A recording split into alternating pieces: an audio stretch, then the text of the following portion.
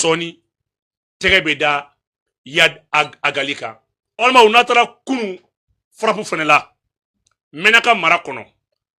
i bɛ k'a fɔ Yadi yɛrɛ ni min kun tora n'u bolila ka jigin ɲɔgɔn fɛ Ber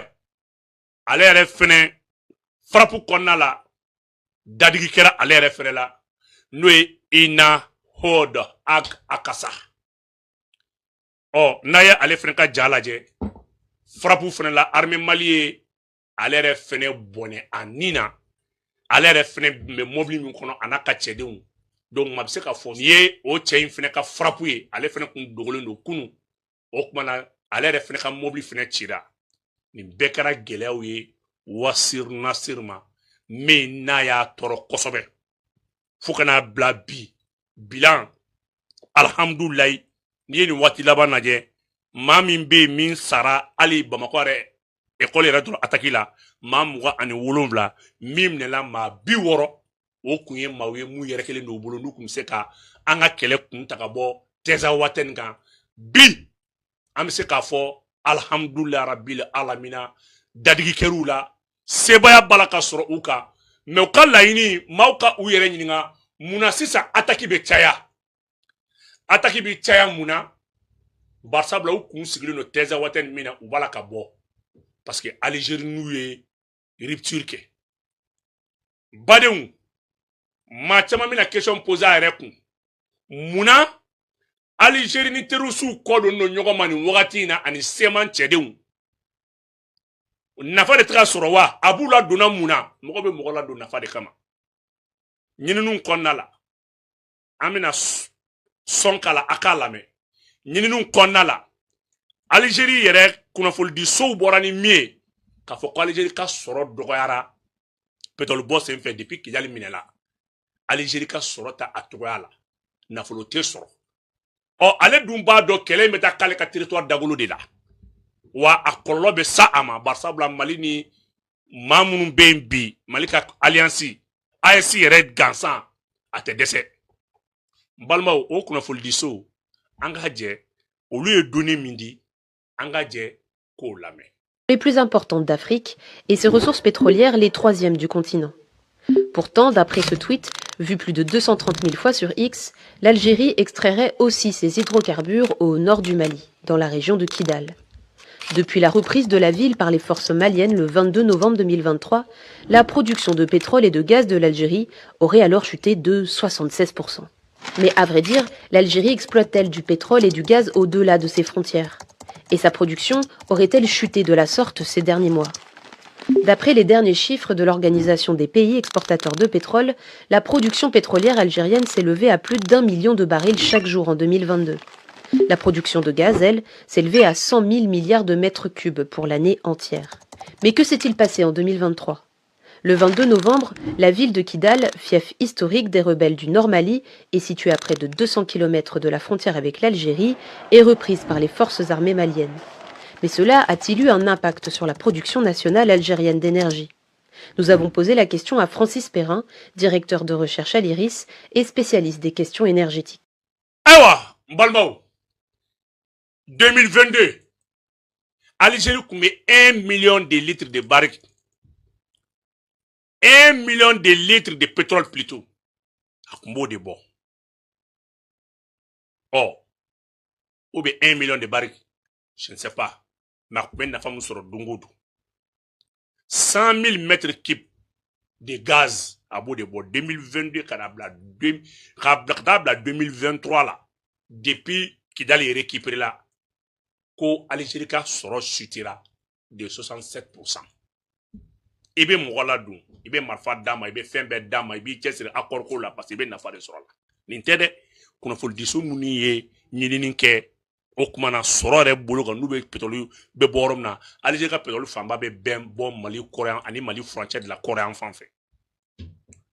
nin ye jaabi ye ka bɛn mɔgɔw ma mɔgɔ minnu bɛna ɲininkali kɛ munna bi il s'est démarqué des terroristes barisabula sɔrɔ chutera wagati min an ka contrôle tɛ yen mara bɛ Faransi en Algérie bolo ou kelen ka terroriste héberger ko 1 million de litres de pétrole par jour o de kun bɛ bɔ 100 000 mètres cubes de gaz o de kun bɛ sɔrɔ chaque jour donc au kɔrɔ nafa kun bɛ sɔrɔ nka ka biri Kidal récupéré la le 22 novembre sɔrɔ chutera Algérie a ɲini k'a fɔ sɔrɔ b'a la ka bin kɛlɛ b'a la k'i kunda ne ka yɔrɔ kan o kuma na Teza Waten terrorisiw ne ye ko sugu bɛɛ kɛ Mali fɛ n y'a bagabaga ka siran k'a lasu ka kɛlɛ ta k'a sɛgɛrɛ ka ko sugu bɛɛ kɛ Mali ma segin ka na accord wɛrɛ kan tugun aw la doni ne bolo n'a kɛlɛ binna a kɛlɛ bɛ ta ka de to n ye wari fɛn fɛn n ye pétrole fɛn fɛn suɲɛ a bɛɛ bɛ taa a y'a lajɛ kɛlɛ ka yɛrɛ kɛ armée kana na aw sɔrɔ Teza Waten balimaw n'aw bɛna Teza Waten carré kɔnɔnaw ye ça c'est les rues de Teza Waten c'est déserté bɛɛ taara u ye terrain miné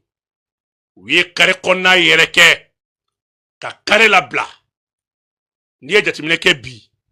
maa bɛɛ taara Teza Waten carré kɔnɔna filɛ nin bɔlɔnba kɔnɔna si tɛ yen u ye mine don yɔrɔw la o de ye k'a fɔ i bɛ fɛn fɛn fɔ a ye propagande de don u ye mɔgɔw jagoya labɔ n'i ye Teza Waten carré kɔnɔna lajɛ nin yɔrɔ fɛn fɛn bɛ u ye mine don nin bɛɛ la u ka laɲini ye mun ye u ka laɲini ye ka population wajibiya marifa tali ka di min ye tali man di min ye k'i n'i ma bɔ u b'i faga barisabula bi platiri ale ni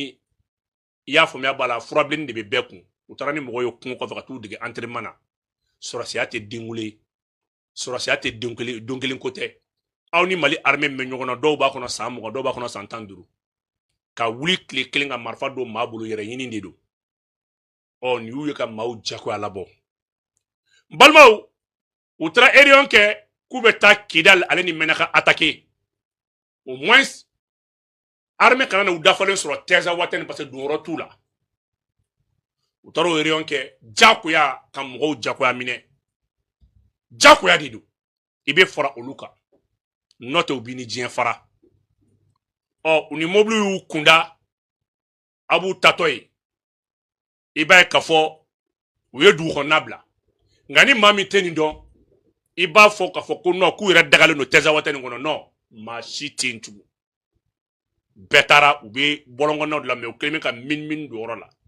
o de y'a to France 24 bɛ ɲininkali kɛ kuma bɛɛ aw bɛ na wa a tɛ na wa parce que l'endroit est piégé an b'o o dara la n balimaw fɛn min ye u ka maa minnu kun avancer sur le terrain n'o yɛrɛ ye maa laban minnu kun bɛ kunnafoni di Wasir Nasir ma n'o ye Inahudo Aga Akasa Menaka olu de kun ka mobile ata bɛɛ k'u kɔnɔ n'u nana u bɛ jɛ ka attaque kɛ armée Mali fana y'o plan déjouer kunun ka bɔnɛ jigi o mobile kan ka a n'a ɲɔgɔnna bɛɛ yɛrɛ kɛ ale de kun ni Yad Agali ale de ni kɛra maa laban ye Yadi kɛrɛfɛ kɛlɛ tiɲɛni u bolo bɛɛ o kuma na Aliza Oldu Yaya salen kɔfɛ Inahudo Aga Akasa ale yɛrɛ fana y'i da o frappe kɛra Menaka yɔrɔ min na aw bɛna aw ɲɛ da aw kan o kɔrɔ k'a fɔ hali kun kan ka taa fara groupe minnu kan n'o groupe ninnu kun kan k'u bisimila Tezan u bɔlen kɔ Tezan k'u bɛ taa u ni maa minnu kan ka jɛ ka attaquer ɲɔgɔn fɛ Kidal ni Menakaw la maa bɛ se k'a fɔ armée ye olu yɛrɛ fɛnɛ ka ko ban n'a ye jateminɛ kɛ